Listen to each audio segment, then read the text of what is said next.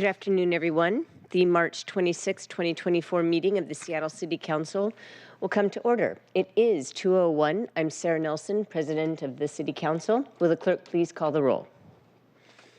Councilmember Rivera. Present. Councilmember Saka. Here. Councilmember Strauss.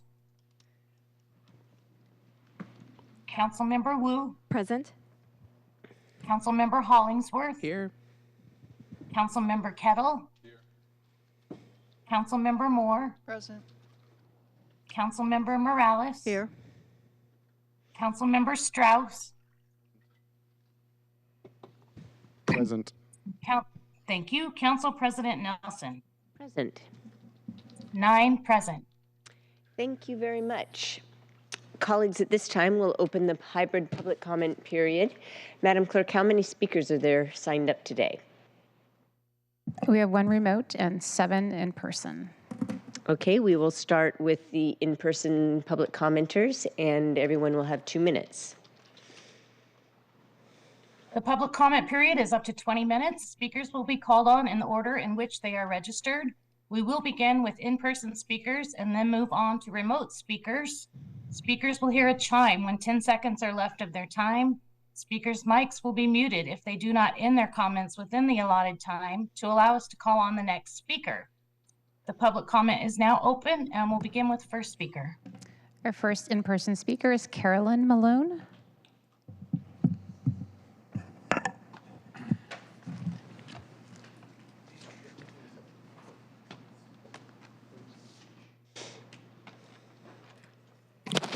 Thank you for this opportunity again. I do not carry my cart because I like pushing stuff. It is good exercise, but I live in housing instability now, housing limbo created by Catholic housing staff and Seattle police. In the last 2 weeks, I've been given 2 eviction summons in 1 day, because I protest against police presence in my housing, because I protest on street corners, especially about police brutality and the discrepancies, the defects, and all things wrong in my housing, which is my right to do. And for that, I'm constantly threatened with eviction. The door, my deadbolt lock on my door is badly damaged. It's been that way since December 23rd. This is in punishment for my protest. I get through it by coming out and protesting again and again, but I'm also harassed, pepper sprayed, tased, and other things happen that shouldn't be happening to a senior in housing. Now, for those of you who question my veracity, I say also question other women, prominent women who protested against police brutality. Detective Cookie Bodin, Captain Deanna Nollett, the Asian woman in Kenmore who protested against being called obscene, just offensive names by Burton Hill, a Seattle cop. Seattle cops are out of control, and when you're an outspoken woman, speak against their brutality, they target you. And I guess I'm a good target because I won't back down. I have a right. Our next speaker is Jason.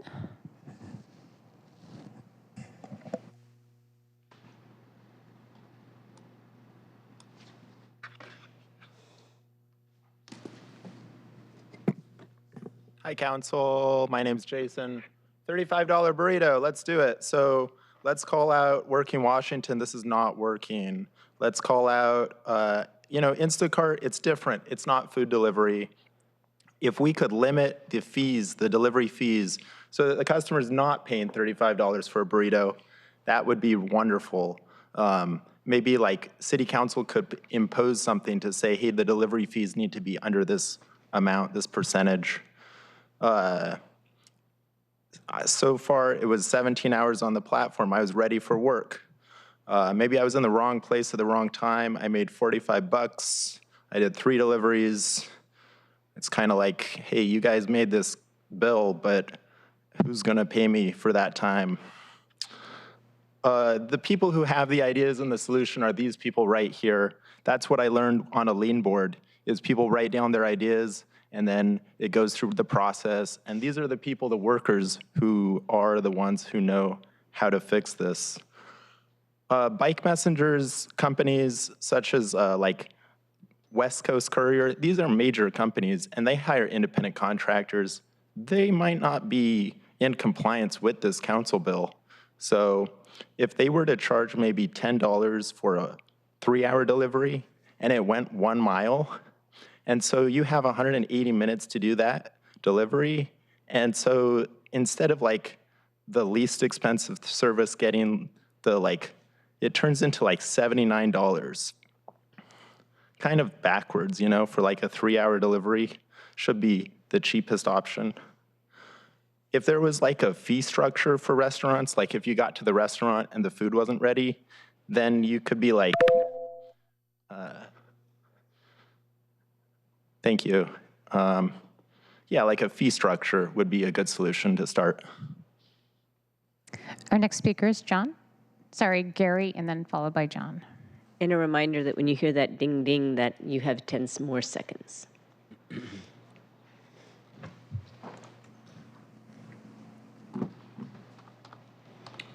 Good afternoon, Council. This is day 85 of our sample size for the current gig ordinance. The minimum wage has damaged our wages. This is the pay up law. It's been paying us up substandard wages.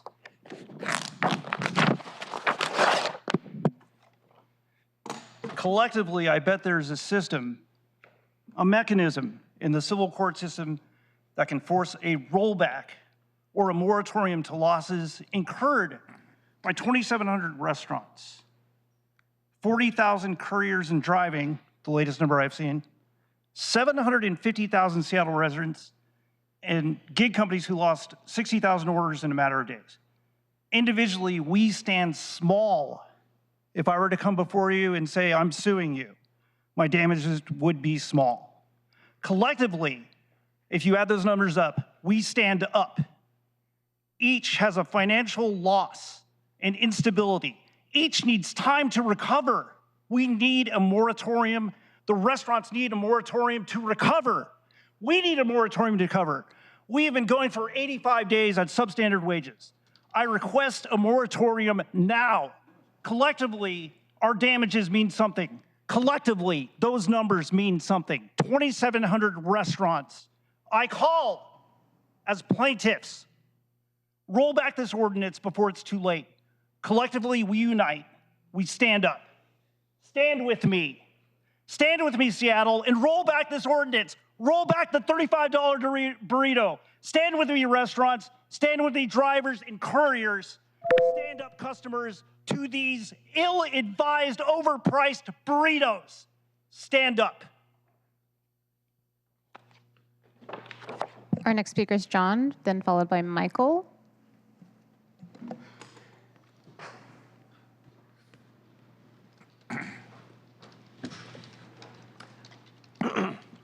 I live in District 3, and I'm here to comment on the pay-up bill.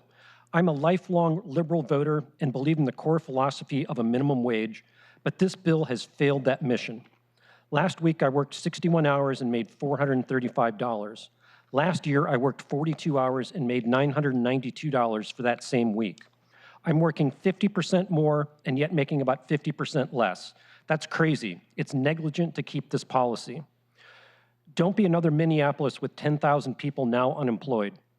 Last week, the one bullet point I didn't have time for was about being careful to whom you listen. There's a lot of misleading information being spread by Working Washington, and it's sad and disappointing. They refuse to admit the obvious failure and are confusing the public. Each one of you should order food from the apps and ask the courier yourself how they are doing under this bill.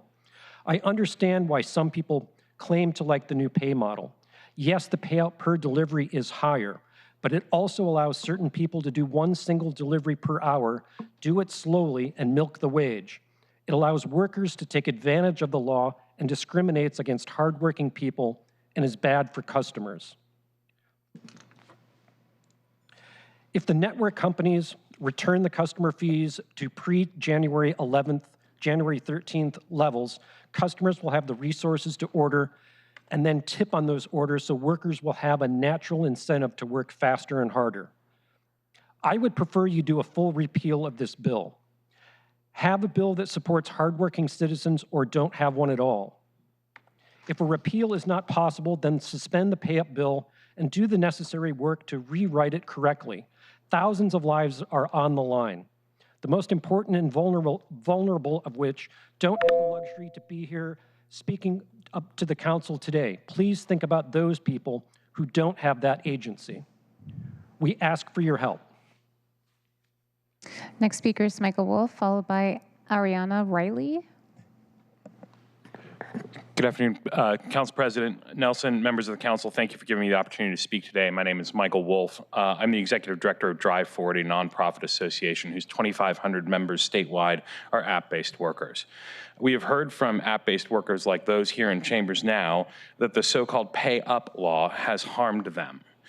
You will hear from groups like Working Washington that we are attempting to roll back worker protections and wages. This is not true. We are actually trying to make sure the minimum payment law is delivering on the promises made to workers 2 years ago that the pay-up law has so far failed to do. What Drive Forward has proposed will make workers better off than where they were before the implementation of pay-up on January 13th. As a reminder, here is what is at stake. Since the effective date of this law, according to our survey of over 550 Seattle app-based workers, 80% of respondents said they were receiving fewer offers. 64% saying the frequency of tips had significantly reduced. 58% reporting dollar amounts of tips significantly decreasing. Tip-inclusive earnings of app-based workers have dropped up to 50%. Base earnings before tips have fallen up to 36% below current minimum wage. In our 2021 survey, before any of this was even formulated, most workers were at or above minimum wage, and only a select few, mostly full-time workers, were at about 5 to 8% below minimum wage. So the problem has gotten worse, not better, since pay-up went into effect. We have members who have told us that it is so bad out there that they may not make rent this month. This bill is supposed to help workers, not make them homeless. I look forward to working with you all through this process. Thank you. Ariana?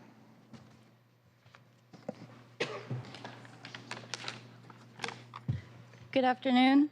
My name is Ariana Riley. I'm a driver with DoorDash, Uber Eats, and Amazon Flex in the Seattle area. I want to start by addressing the $5 fee that has been added. As a longtime customer of DoorDash and Uber Eats, I often ordered late at night, and there was always an extra $4 to $5 added. These late-night surge fees have never deterred me from ordering and have been going on nightly since at least 2015. I support the Seattle app-based work minimum payment ordinance as currently written and think it would be a mistake to roll back the pay raises and other changes that the City Council had decided on. My average cost per hour of delivery time for gas alone is $4.50. If you include insurance and maintenance, it is even more than that. $26.50 per hour plus mileage is a good starting point for me and other drivers to earn close to Seattle's minimum wage after expenses. Most of the time, I'm not on a delivery for the full hour, so I end up making less than $26.50 per hour while I'm out delivering. The current rates allow me and other drivers to pay for car repairs and living expenses without having to work 80 hours a week to afford to live in Seattle. This was not the case before the new law, and the lower rates that are being proposed mean that drivers will go back to struggling to afford expenses in our metro. The 2 weeks following the passage of the law and this past week have been extremely busy on both DoorDash and Uber Eats, to the point where restaurants are again struggling to handle delivery volume. As well, I see the names of many regular customers ordering as often as they did before the new law. It would be a mistake to roll back our hard-earned wage gains based on 1 month's slow sales in a notoriously fickle industry. I urge the City Council to keep the law as written and to side with the many drivers working here that deserve to also be able to afford to live here. Thank you.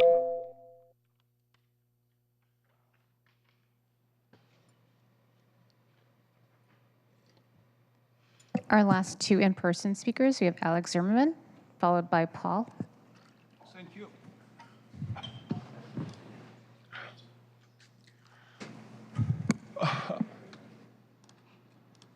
Hi, my name is Alex Zimmerman. I want to speak to you about something that is absolutely critical and very important. I spoke in council chamber for more than 30 years. I come to Seattle council chamber almost for 20 years. For 20 years, I never find one council who know Constitution, freedom of speech, and who respect America and American people. Never. Your dismiss my trespass last time show you. So this absolutely what is I cannot imagine, and I wait for this for 20 years, guys. So what does this mean? This means somebody from you right now are real American who respect America, respect American, respect Constitution, respect U.S. Supreme Court decision for 50 years, and start understand why it's going on. Why? Because it's very important. I explained to you why. Why Seattle right now in deep hole, you know what this means, for last 10 years. This never happened before. I live almost 40 years here, and I remember good time before. So when something happened right now, it means somebody from you right now maybe can come, and this go bigger and bigger and bigger, so we can bring Seattle back to normal life.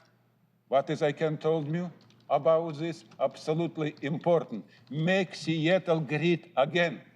Because when you dismiss this trespass, what is I wait for 20 years, is we have a chance restore Seattle and bring Seattle back.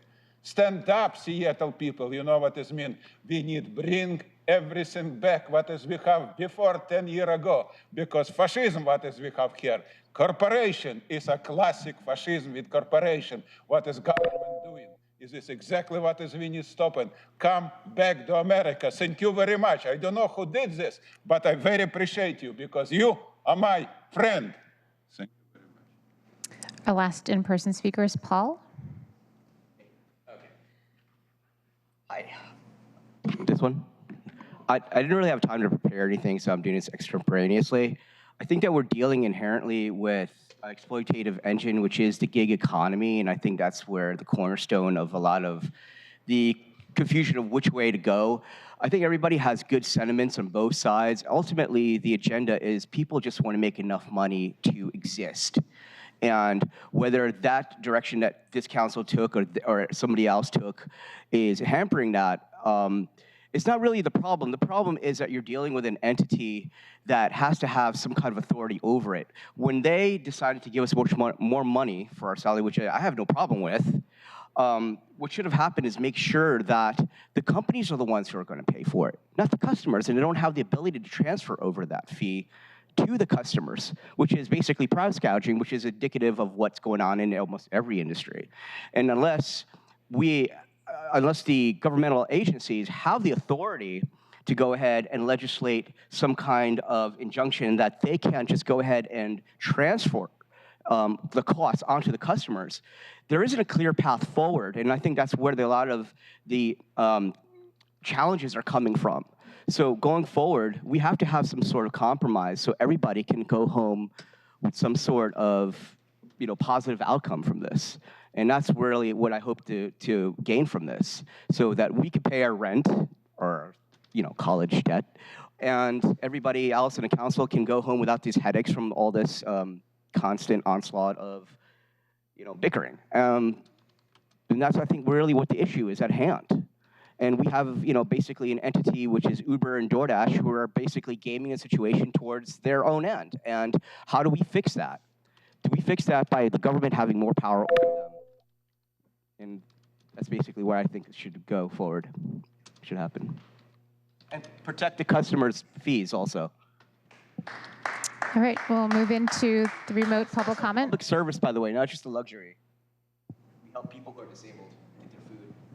Absolutely essential service, I would say, especially during the pandemic.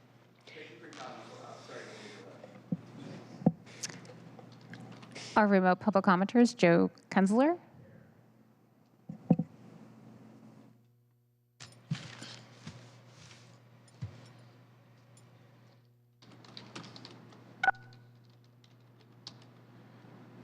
Hi, thank you for having me, Joe Kunzler. A couple of things. First, through your office, thank the Seattle City Attorney and the Seattle Police Department for the way you handled that malicious disruption at the end of February. It was handled properly after multiple warnings, arrests were made, and I'm looking forward to watching the trial of the Seattle Disruptive Six. Also, I don't understand how Alex Zimmerman got back in. I think that's deplorable. I think whoever dismissed that really needs their head to shake. We don't need a hate speech platform anywhere, especially City Council Death Squad running around the country, calling up city councils and hurling the most vile anti-Semitic hate you can possibly imagine. This is a time to be strong and courageous and stand up for the commons and continue the work of heroes who have gone before her, like Heidi Wills and Bruce Harrell and Marina Gonzalez and Teresa Mosqueda and now Sarah Nelson and Dan Strauss. This work to defend our commons must continue, and that includes excluding Alex Zimmerman and armoring our defenses against any city council Death Squad attack that may be inbound to our Puget Sound. So I hope I've sounded the alarm today. I hope I've been polite and professional, and want to wish you well as always. Go Seattle. That was the last public commenter. Thank you very much, everyone. We'll move right along here. If there's no objection, the public comment period is officially now closed. If there is no objection, the introduction and referral calendar will be adopted. Hearing no objection, the introduction and referral calendar is adopted. And if there's no objection, the agenda will be adopted. Hearing none, the agenda is adopted. We'll now consider the proposed consent calendar. Items on the consent calendar include the minutes of March 19th, 2024, Council Bill 120755, payment of bills, and then we've got several appointments, which I'll read out in clumps. Appointments 02766 to 02770, appointing Linda Chavez Lowry, Diana Garcia, Megan Kiskaden, Yolanda Spencer, and Joel Barakil to the Seattle Arts Commission. And then the reappointment, which is appointment number 02771, is the reappointment of Ricky Grabowski as member of the Seattle Arts Commission. And then we've got two additional appointments. Appointment 02772 of Samantha Wong as member to the International Special Review District Board, and appointment 02773, reappointment of Adrian Lamb as member of the International Special Review District Board. That's what we've got on the referral calendar, on the consent calendar. Are there any items that council members would like to remove? All right, hearing none, I move to adopt the consent calendar. Is there a second? Second. Thank you. It's been moved and seconded to adopt the consent calendar. Will the clerk please call the roll on the adoption of the consent calendar? Councilmember Rivera. Aye. Councilmember Saka. Aye. Councilmember Strauss. Yes. Councilmember Wu. Councilmember Hollingsworth. Aye. Councilmember Kettle. Aye. Councilmember Moore. Aye. Councilmember Morales. Yes. And I did not hear Councilmember Wu. Yes. Thank you. Council President Nelson. Aye. 9 in favor, none opposed. All right, the consent calendar items are adopted. Will the clerk please affix my signature to the minutes and legislation on the consent calendar on my behalf? Thank you, everyone. So the one committee piece of legislation with the clerk is item H on our agenda.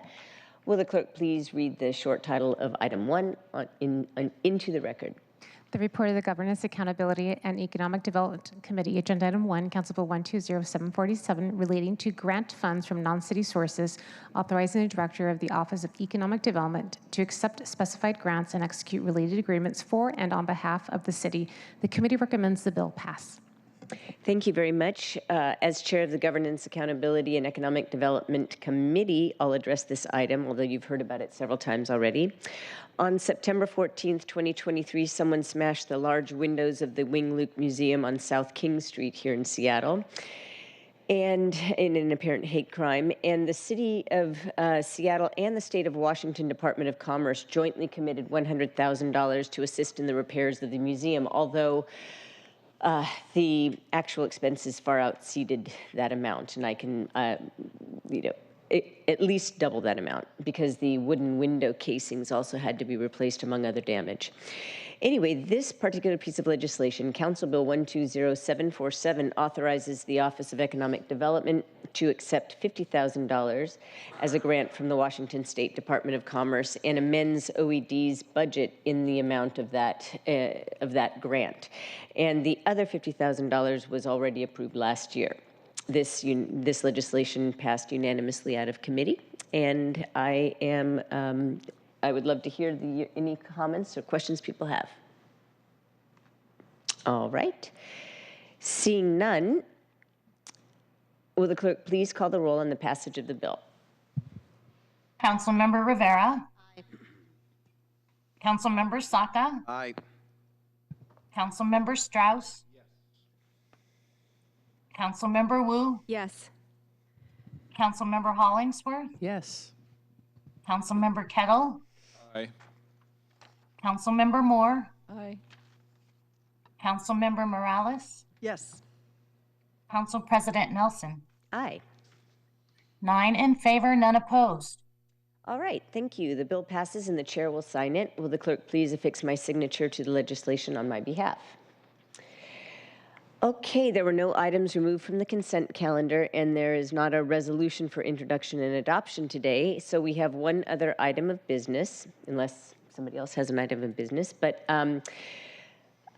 if there is no objection, I would like to adopt the work programs that I've already spoken to. If there's no objection, adopted resolutions 32124 and 32127 will represent the City Council's work program for 2024 and 2025 for the purposes of defining the work program as referred to in the council rules.